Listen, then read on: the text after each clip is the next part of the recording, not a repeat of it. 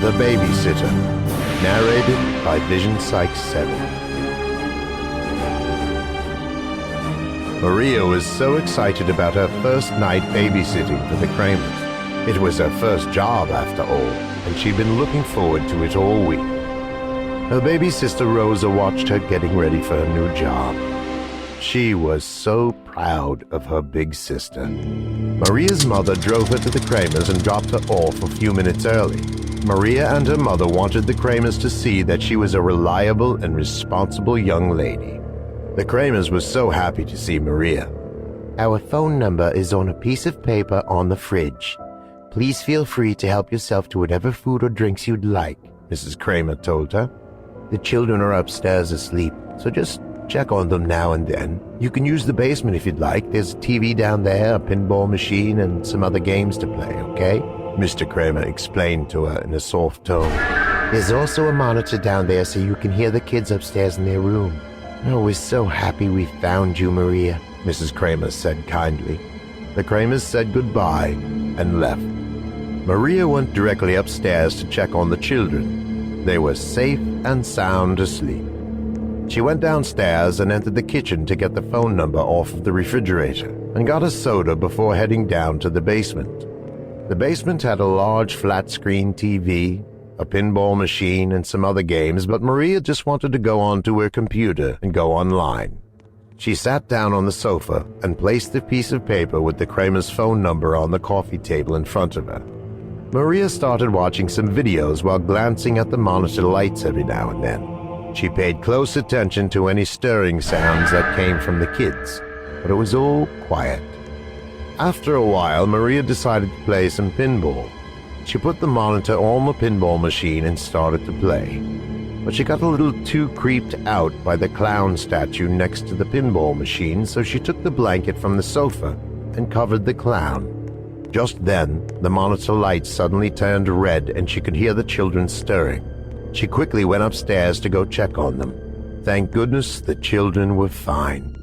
One of them must have turned over, she thought to herself.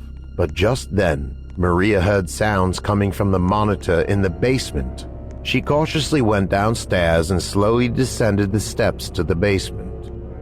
She didn't see anything unusual, so she went back to the sofa and sat down. But after glancing over at the coffee table, her heart stopped from shock.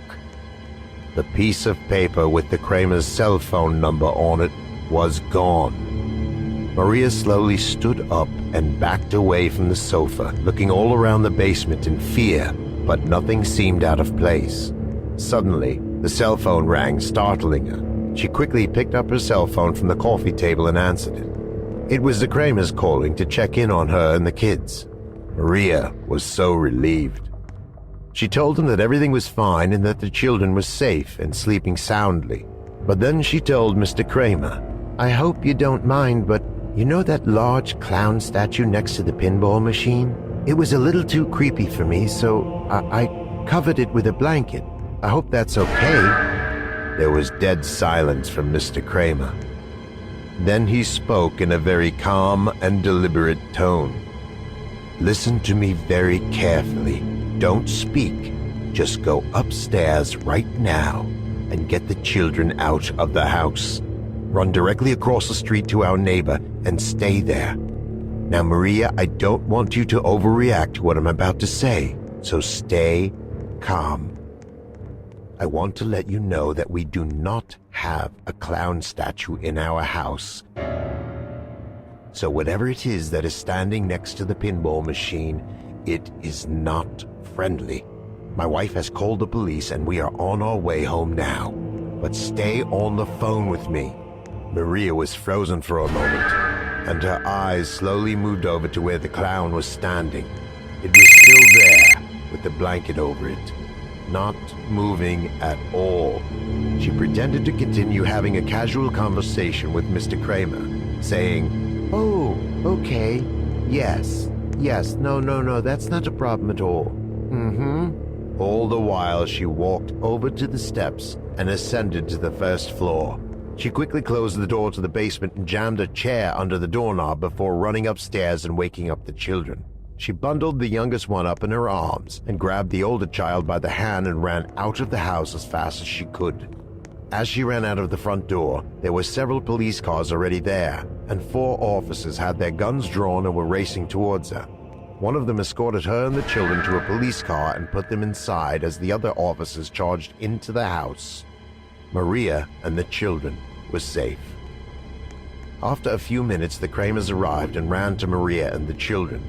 About the same time, Maria glanced through the windshield and saw the police escorting the clown out of the house in handcuffs. They placed him in a patrol car, and it drove off with 2 officers.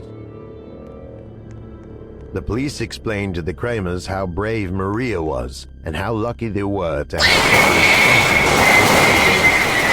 the Kramers never used another babysitter besides Maria. As for the clown, he refused to say what he was doing in the Kramers' house. He was sent to prison for a long time and served his sentence quietly.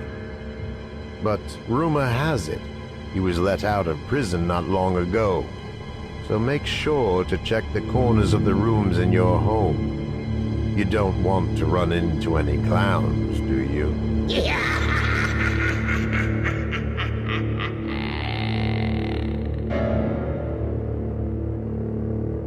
The end.